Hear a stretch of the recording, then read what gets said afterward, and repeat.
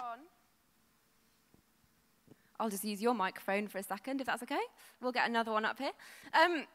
Now, this is said in a really nice way. You're a little bit older than I am. I'm a little older. Can you tell us, John, who you are, how old are you, if that's not too rude a question, where do you live, what do you do? Yeah. Well, I've reached 90, and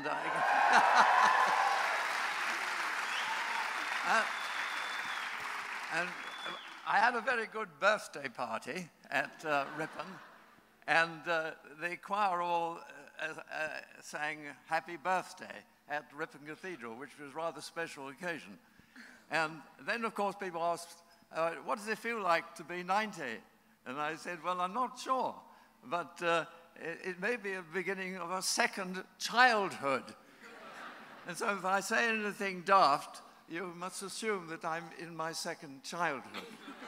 Well, that sounds good to me. Now, I hear, John, that you are out and about on a Friday night on the streets of Ripon as part of Street Angels. What do you do? What are you doing when you're out there? At Ripon, we have teams of 3, and we go out any time from 10 onwards, on Friday nights usually. We're not a great number. We're only a small group of about 10 or 15 volunteers. And the idea is to walk around and meet young people. Usually they're in the pubs going to their nightclub. That's the occasion when we meet them on the streets. But they may come out at 12 or 2 o'clock or even 3 o'clock. And by that time, most of us who are in their 90s have gone home to bed.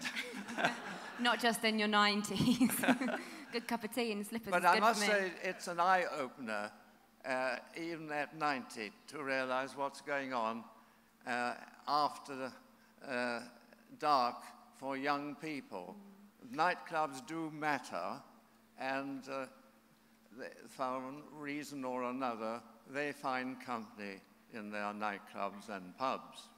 Okay, now we were talking before. Why is it important? Why would you do that? You're 90 years old. Why do you think it's important for the older generation, people your age, to be involved in this kind of youth work? Well, I think that when you look around at the mainstream churches, you find people are in what I would call a comfort zone. They're quite content with their own small church community fellowship, and that's all they want when they're 70 or 80 or 90. And I couldn't help but feel that the church should be a little more audacious. That's a good word. Hey! A little bolder.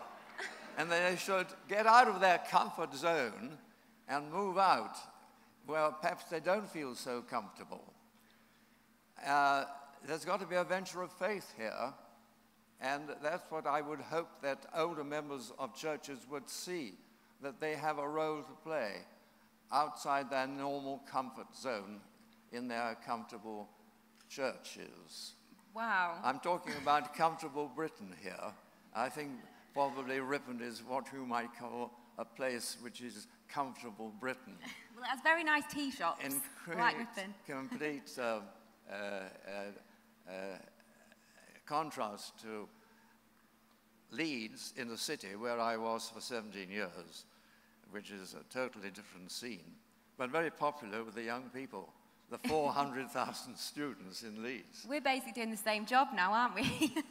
Well, Sounds this is like very it. true, yes. I have a final question for you. I don't know, maybe for you guys, I've definitely been in the position really wanting my youth team to have more kind of a range of ages, and I've stood at the front of church and you know said, please come and help, we want people that are parents, grandparents, and no one's wanted to be on my team. Now that could say something about me, or what would your advice be to us to kind of invite or get people to come and be part of the youth work we're doing? My experience is that it's no good reading out a notice in church or to a congregation say, this is something that you ought to think about.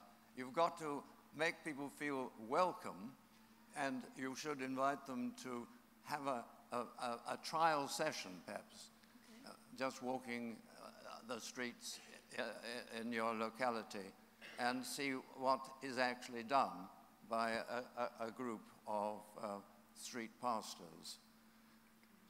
You've got to make it personal, and you've got to invite people to make them feel that they are welcome, and that's very important. And possibly a meal beforehand would encourage some of them. I see that you're well supplied here with grub.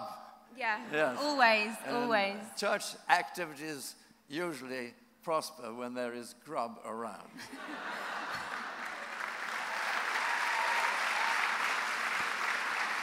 And I'm usually there. Sounds good. Well, I wish you were at my church. John Langdon, we want to thank you so much for coming and sharing with us. John Langdon, everybody. Yes.